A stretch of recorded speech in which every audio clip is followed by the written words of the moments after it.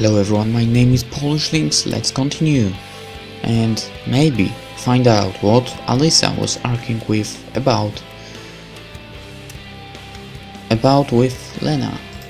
Third, I was so tired that I was about to lose my temper at the smallest thing. Happy now? I he's pointing into the darkness where Lena had run off. You only seem to have the guts to bomb memorials and hurt innocent girls. She looked frightened, saddened and confused at the same time. She herself could hurt anyone. You just don't know her. The only truth here is that I don't know her too well, but I'm absolutely positive that she wouldn't hurt anyone. That's your job. We stood in silence for some time. I had Alyssa's hand and didn't know what to do next. The solution dawned upon me all by itself. You have to go and apologize. Why the hell should I? Alyssa tried to act as arrogant as always, but it wasn't going to work this time. 'Cause I said so. I refused to hear any objections and dragged her to the side of the bonfire. Olga and Trievna, I'm sorry, we have some urgent business to deal with, so we have to leave early. The guidance officer tried to object, but I didn't listen and headed after Lena, pulling Alyssa along with me. After some time I released her hand. Any objections? All the pride and arrogance had left Alyssa's face long ago. If you want me to come with you, I will, but I have nothing to apologize for. I told her the truth. Why is she shaking? We'll see about that then. I cut her short. We had been walking in silence until we entered the camp. We came to a square and I asked Alyssa, where do we go next? How should I know? And who said that they know Elena well? Was it me? Alyssa hesitated. Well, she could be at the island. She often goes there when she wants to be alone. Excellent. We headed up here. Night came down on the camp while I searched for paddles and pottered around with the ropes. One boat was actually missing. Okay, today is your lucky day. You get to do several killer exercises that will build up your biceps, triceps and other arm muscles. Alright, Semyon, I don't like you for that already, I said sarcastically. Are you serious? Alyssa cast a fearful glance at me. Well, perhaps that was a little rough, even for her. Alright, I won't make you row, of course. But Hardy sounded confident. Swinging the paddles appeared to be much harder this time. Well, that's not surprising, considering that today I must have already filled my annual rowing quota. I stopped in the middle of the river to catch my breath. The camp was covered by night. That one actually looks nice. A trivial and ordinary night. It was one of those nights when the dark sky, stars and crescent moon don't make you feel anything special, and chirping crickets and twittering birds sound like they are doing a dull routine job, rather than performing an otherwise exciting nocturne. I was staring into the darkness, trying to make out the shadowy island. How do you get to know her? Alyssa shivered a little. We grew up together, she answered slowly after some hesitation, and ended up at the same pioneer camp. What a fabulous coincidence. All these questions, mysteries and fears that had been so well hidden so far suddenly spawned in my head. Damn, I could just throw her out of the boat and drown her right here and now. I can demand answers, although it could be dangerous unless I'm sure that I know what I'm doing. But still, I thought that this time I was playing with the white pieces, so I could make the first move and just parry the blows of the opponent. So, what kind of camp is this? Alyssa stared at me blankly. Where are we? Why am I here? She kept silent. Answer me, I shouted. Hey, what's wrong with you? If you want me to apologize to them, I will. That's when I realized how stupid I was acting, to say at least. The least. She could simply be uninvolved in all that stuff. And what's more, one can't lie that unconvincingly. Alyssa's fearful expression was yet another reason to believe her. Sorry. That was all I was able to say at that moment. Yet I wanted to keep my advantage. The last few meters were really tough. Exhausted, I got out of the boat and lay on the cold ground. Isa stood nearby, staring at me.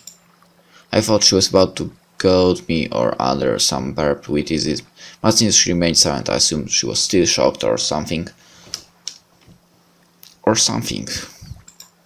Even though it was rather dark here, it would be easier to hide in my old flat than on this tiny island. Furthermore, Lena must have already heard us, as we are crossing the river, so by now it's already too late to ask Alisa any more questions, even though I still had some. Listen. I looked at her, but saw nothing. It was a dark night and I didn't have cat's eyes. Well, when we find Lena, you're gonna tell her you never wanted to hurt her feelings and everything that happened in the morning was nothing but a misunderstanding, okay? My voice didn't sound as confident as it did a couple of minutes ago, but confident enough. Although Alisa said nothing, it was clear by the look on her face that she agreed. I stood up and went off to find Lena. Her boat was tied to a snag on the far side of the island. That's very clever of her. One wouldn't see the boat from afar. I mumbled. Oh, that means she's somewhere in the trees. Let's find her. I headed in the grove, but Alisa stood still. What's up? I thought we'd discussed everything already. Hey, it's not that. It's just that it's dark in here. I had to strain my eyes to make out her face. The grove is smaller than my grandfather's daisy garden. What is there to be afraid of? I didn't answer. If you want to know what I'm thinking, I would gladly just leave you here. I never know what trick you're up to. Well, she came very close to me. Let's go like this. She took my hand. I hadn't expected this outcome. My cheeks turned red and hot, my breath was taken away, and I could barely say anything. The whole situation didn't favor conversation, which was probably for the best, since I doubted I would be able to say anything smart.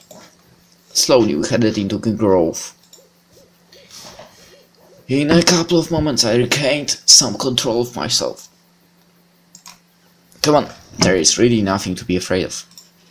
We came here during the day, gathering some strawberries, no big deal, just a normal beach grove. It's really nice here during the day, I added after a short pause. Isa didn't look at me, she was staring somewhere into the distance. Well, it's up to you after all. A few months later she pointed somewhere in front of us. There she is. I peered into the darkness, but barely see anything. When we came closer, we saw Lena sitting beside a tree. She was crying. Why have you come here? She asked tearfully. And you? She looked at Alisa but didn't finish the sentence. The moment Alisa released my hand. Well, you see. I just want to apologize for being somewhat harsh and rude. Alisa interrupted me. Her voice had regained the usual arrogance of hers. Maybe it's because she didn't want to look weak in front of Lena. What a perfect apology. Not walking the walk, are you? How clever of you to insist that I'm doing a bad thing and then do the same thing yourself. Lena switched to shouting uncontrollably. You got it all wrong. I get what I've seen. You see, girls. You're arguing again and I seem to be somehow involved in all that, but I don't understand anything. Explain it to him, Lena said to Alisa with a grin. There is nothing to explain. Well, maybe you'll let me have a try then. Whatever. She crossed her arms over her chest and turned away. Well then, Semyon. She blamed me for pursuing you. For a minute there was complete silence. Lena didn't look like explaining any further, and as for me, I stood still trying to assemble the scattered pieces of the puzzle into a whole. What do you mean? Exactly what I said. It's not like that, that's not what I meant, interrupted Alisa. Of course. You've always been like this. Lena burst into tears again. Wait, how come? What? So, Lena likes me? No! And you, what about you? You're trying to convince me that it's all wrong while you're holding his hand. What? So Alisa likes me too? Oh, come on, Alisa actually liking someone? This can't be happening. It was dark in here and... That's so much like you. Always so arrogant, always trying to control others. But when it comes to yourself... Alyssa didn't answer. I really felt like I had to say something to defuse the situation. Hey, wait. Perhaps we just got you all wrong. This has nothing to do with you. Alyssa's voice was oddly distant. Judging by the conversation, this has everything to do with me. Yes, it does. Ask her what she thinks of you and why she told me not to go after you. I don't think Leno's actually going after me. I'm telling you once again, we heard enough of your story already. Lena shut up and ran away into the darkness. I stood nailed to the spot, not sure what to do next. If I followed Lena now, what would I say when I found her? After all, I don't even understand what this is all about. My cluelessness and silly attempts to console her would only upset her more. Guess we'd better let her be alone for some time. That didn't sound very confident. Whatever. Without another word, Alyssa headed back to the boat. The whole way across the river to the pier was hell of a trip. I had to stop every 10 or 20 meters to take a break. Alice was staring at the river and didn't pay any attention to me. Well, this seems to be the first situation here in the camp that is completely beyond my comprehension. Even though ultimately it is just a trivial everyday situation. I wasn't this confused, even during the all-night expedition to the old camp. After all, if you have a closer look, there isn't anything strange here at all. Lena is a very shy and perhaps even introverted person, yet she's human and can't completely avoid normal human developments. Considering that her reaction fits the situation quite well.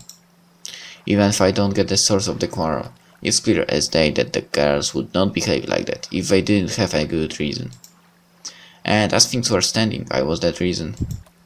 And that's the strangest part of the whole situation. Hey, I'm sorry it went that way. If only I hadn't overheard your conversation. Seems like I was feeling a pathological need to excuse myself. It's not your fault at all, she said absent-mindedly.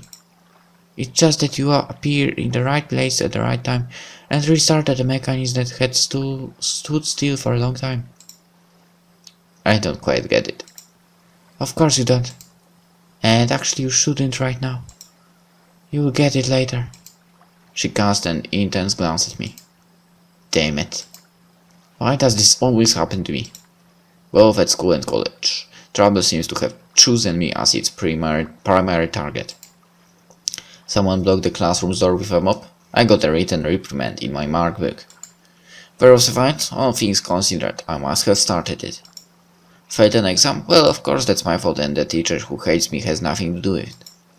Even my parents always seem to prefer blaming me rather than unfavorable circumstances, a third party's involvement, or the decrees of providence. At some point, I even started to believe that I somehow do attract trouble. Remember Murphy's Law? In my case, it was like, if something nasty is gonna happen, it's gonna happen to me. For that reason, I always tried to stay out of any trouble, where I could become the whipping boy. Well, judging by today, I'm not really good at it. It seems like you've got an aura of some sort. You do attract attention. Surprised, I looked at Alyssa. She was smiling. Looks like she can read my mind. Trouble, mostly. Who knows, who knows? She said dreamily and stared at the river. It's a wonderful night, isn't it? Just like any other, if you ask me. I felt unused up. That's exactly what I'm talking about. Just an ordinary night, nothing special. The best moment to make our most admirable camp leader really happy. She has to know that her favorite pioneer is a nasty pervert who enjoys picking at naked girls. Something snapped inside of me again. You aren't serious, are you? Why? Of course I'm serious. She didn't look like she was joking at all. Well, suit yourself, but do you really think this is the best time to do that? Aren't you supposed to row? I realized that our boat was still drifting in the river. Wait. Don't dodge my question. Let's get back to the camp. I'll have a moment to think it over. Getting to spend the entire night in a boat wasn't something I would aspire to, so I had to apply myself to the paddles. We barely made it to the pier. I was exhausted, both because of the rowing and because of Alisa's intent to tell Olga Dmitrievna about this morning's incident. If I know our camp leader, her reaction would be quite predictable. So, you're actually going to visit Olga Dmitrievna now, are you? Why not? She gave me her most roguish smile. It's night after all. She must be sleeping already. Who knows, she might well be awake. Come on, you know full well it was a coincidence, a simple misunderstanding triggered by Uliana. No, I don't. She flung her arms up and headed to camp. I gathered all my remaining strength, jump up and follow her. At first I considered grabbing her arm, but then realized it might not be such a good idea after everything that had happened today. Hold on. I trudged energetically along next to her. Let's talk this over. In the next episode. See you then, bye.